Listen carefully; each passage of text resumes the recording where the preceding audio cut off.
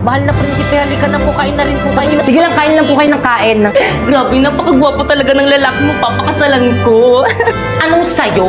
Ako ang papakasalan yan at lahat ng mga nakikita mo dito ay magiging akin. Kahit kailan talaga mga Hindi agaw yan ka. papagod sa makuto. Yang yan naman ako sa alipungan Kasi tigil nga kayo.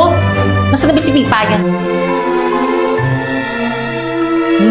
Tila parang roses ang kanyang amoy.